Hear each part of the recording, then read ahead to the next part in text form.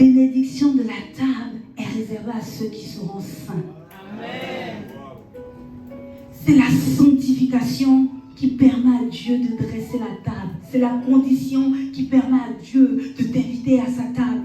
Et peut-être que tu hésites encore. Allons dans Lévitique 24, versets 1 à 9.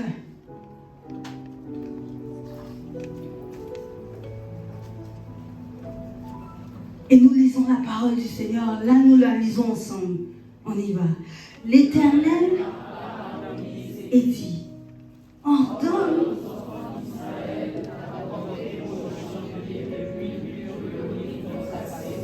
afin d'entretenir les langues continuellement.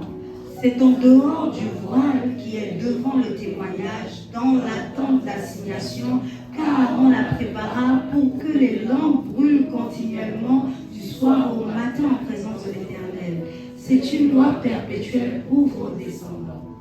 Il arrangea les lampes sur le chandelier d'or pur pour qu'elles brûlent continuellement devant l'Éternel. Tu prendras de la fleur de farine et tu en feras 12 gâteaux. Chaque gâteau sera de 2 dixièmes. Tu les placeras en 2 piles, 6 par pile, sur la table d'or pur devant l'Éternel. Tu mettras de l'encens pur sur chaque pile, et il sera sur le pain comme souvenir, comme une offrande consumée par le feu devant l'Éternel. Chaque jour de sabbat, on rangera ses pains devant l'Éternel continuellement. C'est une alliance perpétuelle qu'observeront les enfants d'Israël.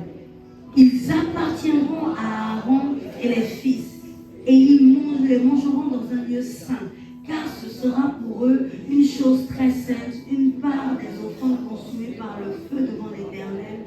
C'est une loi perpétuelle. Là, on parle des pains qu'il y avait sur la table de proposition. La table, elle était dans le lieu saint. Là, je parle du tabernacle.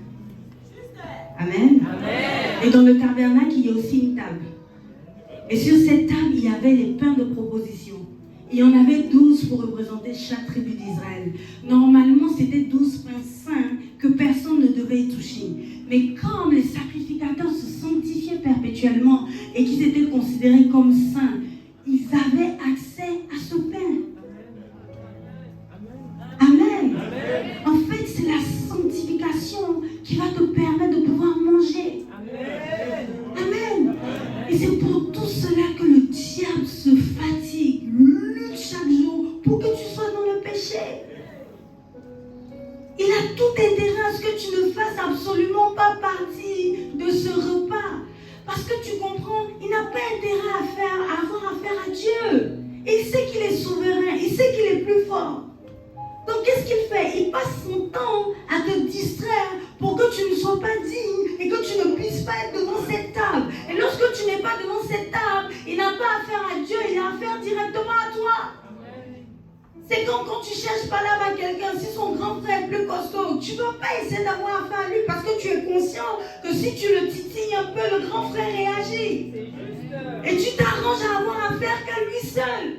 Et c'est pour ça que le diable met sur notre chemin des embûches. Il veille à ce que nous sortions de la sanctification. Lorsque nous sommes dans le péché, à ce moment-là, la chair domine. Et lorsque la chair domine, à ce moment-là, il a affaire à toi. Et lorsqu'il a affaire à toi, tu n'es plus sous le couvert du grand roi. Tu n'es plus à table. Et c'est pour ça que nous sommes chrétiens. Nous sommes nés de nouveau. Nous parlons en langue. Nous prions en langue. Nous avons même déjà manifesté le don du Saint-Esprit. Mais nous nous retrouvons en perpétuel combat, en perpétuelle lutte. Parce que tout simplement la sanctification est un challenge dans nos vies. Amen. Et donc du coup, au lieu d'être assis sur la table, pendant que Dieu dresse cette table et qu'il pose le repas de la sanctification, c'est-à-dire on rentre en même temps dans un feeling de la Sainte Seine. Comment quelqu'un doit monter et puis s'asseoir pour manger? On dit on doit le crucifier, il sait. Mais il mange. Est-ce que tu saisis? Mais quand tu es dans le péché, quand tu es en train de lutter contre tes pensées, quand tu es en train... Donc tu sors de la table. Et une fois que tu sors de la table, tu sors du lieu saint. Et donc quand tu sors du lieu saint, tu rentres dans le parvis. Le parvis là, c'est là où tout le monde a accès. C'est C'est là où il y a les moutons, les brebis, les oiseaux, il y a le bruit, il y a la distraction. Et te voilà maintenant quand tu arrives à l'église, au lieu de directement commencer à chanter Alléluia, je ne suis plus ça, tu es obligé de dire Seigneur Jésus, sanctifie-moi, purifie-moi. Oh Jésus, oh ton sang a coulé sur moi. Oh le sang de Jésus